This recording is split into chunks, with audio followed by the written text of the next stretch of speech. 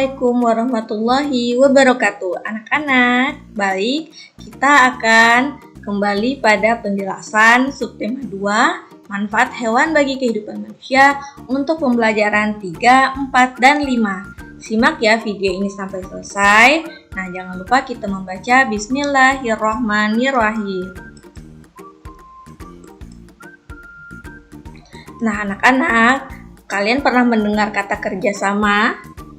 Nah, kerjasama memang sangat bermanfaat untuk kita, termasuk juga dalam merawat hewan. Nah, memelihara hewan atau merawat hewan bisa kita lakukan kerjasama. Nah, kerjasama dalam merawat hewan dengan berbagi peran dan tugas sangat penting agar suasana rumah tetap terjaga kebersihan dan kenyamanannya. Hewan peliharaan pun menjadi tetap bersih dan sehat. Nah, misalnya ayah membuat kandang untuk kelinci, ibu membeli daun kangkung atau wortel untuk makanan kelinci di pasar. Kemudian, kalau kamu bisa bertugas membersihkan kandang dengan teratur.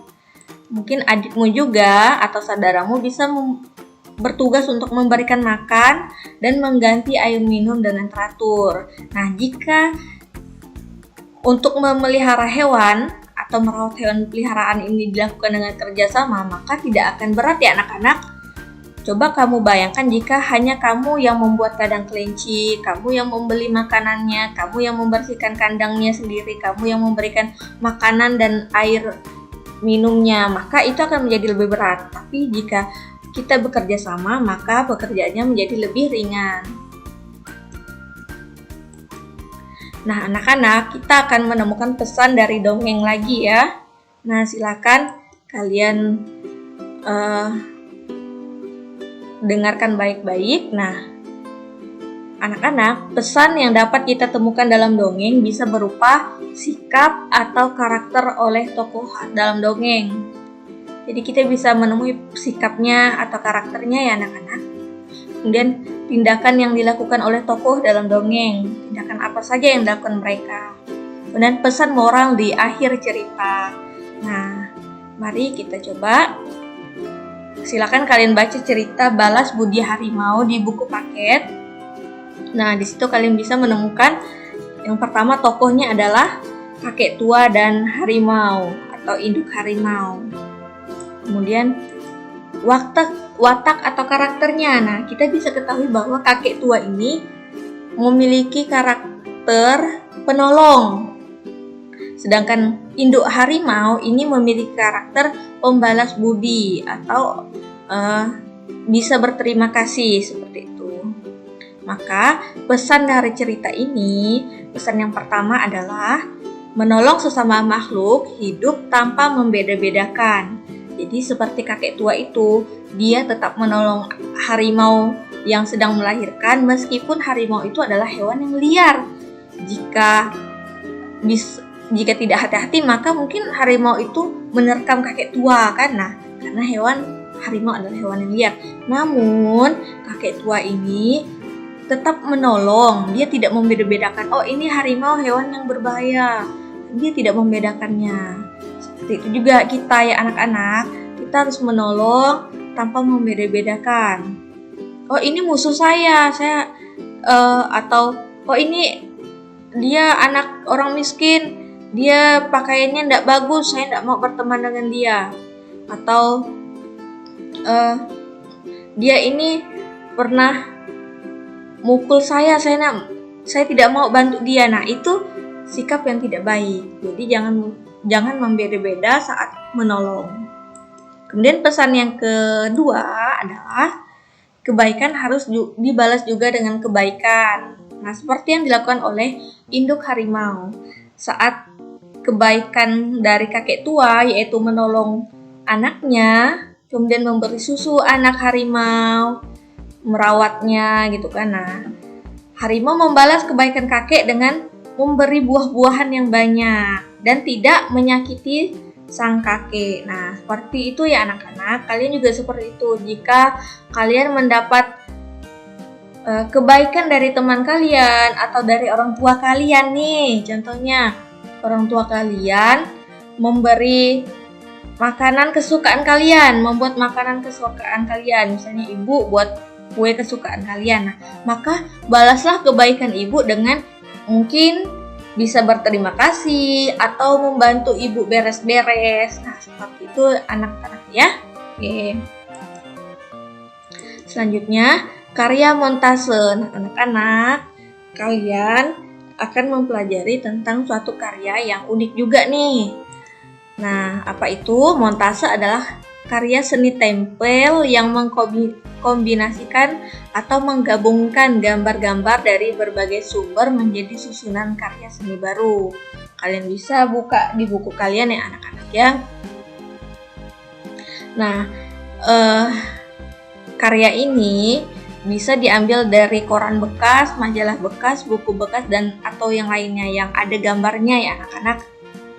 Nah, langkah-langkah membuat karya montase yang pertama menyiapkan guntingan gambar hewan-hewan. Jadi jika kalian punya buku atau kulit buku yang sudah tidak dipakai, kemudian di situ ada gambar hewan, misalnya gambar hewan kucing atau kupu-kupu, nah itu bisa kalian gunting.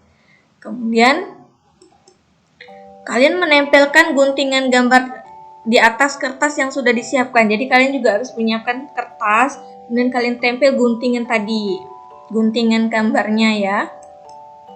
Yang ketiga, tambahkan gambar pelengkap seperti pohon dan tanaman bunga agar menjadi lebih indah. Kalian bisa menambah gambar kertas tadi dengan gambar-gambar yang kalian inginkan. Nah, anak-anak, kita lanjutkan bagaimana memahami sifat pertukaran perkalian pada soal cerita. Oke. Nah, dengarkan cerita ini. Di peternakan kakek Jajang terdapat 10 kandang domba. Jika setiap kandang terdapat 9 domba, namun karena kondisi satu kandang domba rusak, kakek Jajang berencana untuk memperbaiki kandang tersebut dan memindahkan domba dari kandang yang rusak ke kandang yang masih bagus. Tulislah jumlah seluruh domba dalam kandang sebelum dan saat kandang diperbaiki dalam bentuk sifat pertukaran. Nah, anak-anak, kita bisa menulisnya sebelum diperbaiki. Itu kan 10 kandang.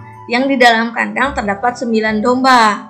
Jadi 10 kali 9 sama dengan 90. Nah, saat diperbaiki, satu kandangnya rusak.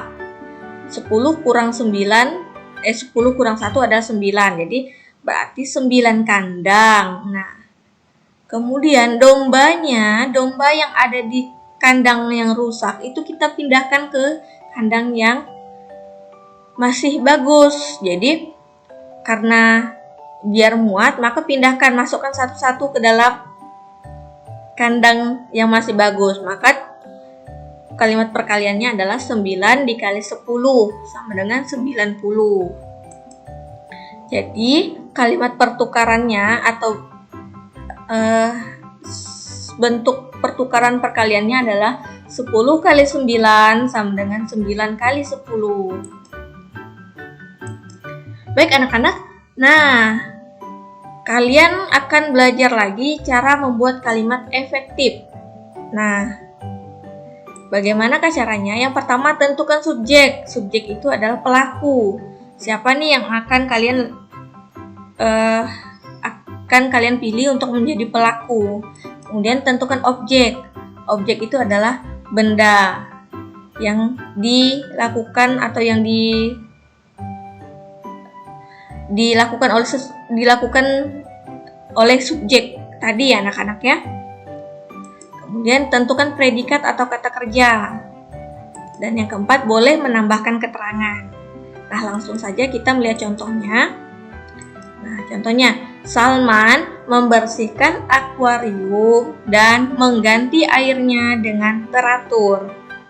Nah, kita bisa lihat dari kalimat ini terdapat 1, 2, 3, 4, 5, 6, 7, 8 kata. Nah, apa saja subjeknya? Nah, subjeknya adalah Salman. Karena di sini yang melakukannya adalah Salman. Kemudian objek itu adalah akuarium. bendanya akuarium ya anak-anak, dan air. Nah, itu adalah objek bendanya. Kemudian predikat atau kata kerja. Di sini Ustazah memberi 2 kata kerja ya. Membersihkan dan mengganti. Apakah boleh satu saja predikatnya? Boleh. Misalnya Salman membersihkan akuarium dengan teratur. Jadi mengganti airnya tidak dimasukkan. Boleh ya. Atau Salman mengganti air dengan teratur juga boleh ya anak-anak ya. Nah, kemudian keterangannya dengan teratur. Silakan kalian latihan membuat kalimat efektif di rumah. Alhamdulillah, video penjelasan Ustazah kali ini sudah selesai. Nah, ada beberapa hal yang harus kita ingat bahwa saat membaca dongeng, kenapa sih kita harus membaca dongeng Ustazah? Padahal kan tidak nyata ceritanya, cuman bohong-bohongan.